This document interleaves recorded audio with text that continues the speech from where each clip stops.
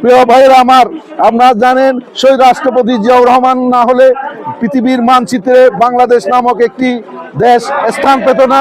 আজকে শহীদ রাষ্ট্রপতি জিয়াউর রহমানের মহান স্বাধীনতা ঘোষণার মধ্য দিয়ে রণাঙ্গনে সম্মুখ সমরে উনি প্রাণপণ যুদ্ধ করে এই দেশকে পাকিস্তানি হানাদার বাহিনীর বিরুদ্ধে যুদ্ধ করে এই দেশকে স্বাধীন করেছে।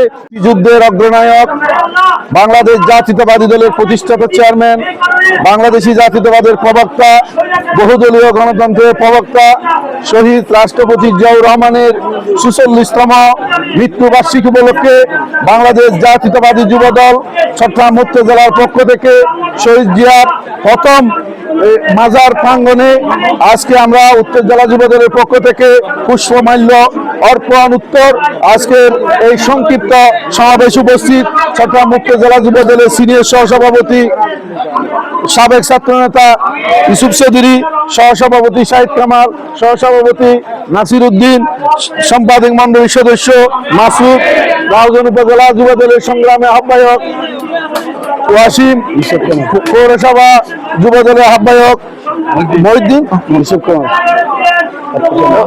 চট্টগ্রাম উত্তর জেলা যুবদলের অর্থ সম্পাদক ইউসুফ কামাল সহ এখানে উত্তর জেলা এবং বিভিন্ন উপজেলার নেতৃবৃন্দ উপস্থিত আছেন।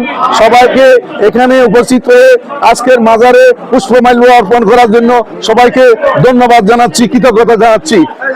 প্রিয় ভাইরা আমার, আপনারা জানেন শহীদ রাষ্ট্রপতি জিয়াউর রহমান না হলে পৃথিবীর মানচিত্রে বাংলাদেশ নামক একটি দেশ স্থান পেত না। আজকে শহীদ রাষ্ট্রপতি জিয়াউর রহমানের মহান স্বাধীনতা ঘোষণার মধ্য দিয়ে রণাঙ্গনে সম্মুখ সমরে উনি প্রাণপণ যুদ্ধ করে এই দেশকে পাকিস্তানি হানাদার বাহিনীর বিরুদ্ধে যুদ্ধ করে এই দেশকে স্বাধীন করেছে। আজকে আমরা স্বাধীন বাংলাদেশের নাগরিক। শহীদ রাষ্ট্রপতি জিয়াউর রহমানের কারণে আজকে আমরা বাংলাদেশের নাগরিক হিসেবে পরিচিতি লাভ করেছি। আজকে আপনারা জানেন আজকে এই দেশকে নিয়ে অনেক ষড়যন্ত্র হচ্ছে, এই দেশের স্বাধীনতা সার্বভৌমত্বকে নিয়ে অনেক ষড়যন্ত্র হচ্ছে।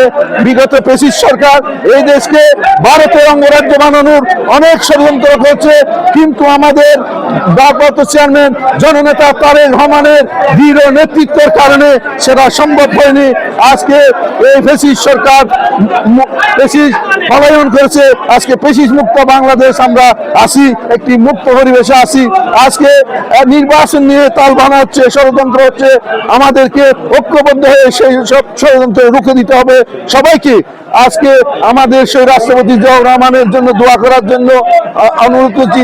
আল্লাহ রাব্বুল আলামিন ওনার আত্মার মাগফিরাত কামনা করুন, ওনাকে যেন বেহেশতে নসিব করুন, এই আশা ব্যক্ত করে আমি আজকে সংক্ষিপ্ত কথা আমি শেষ করলাম।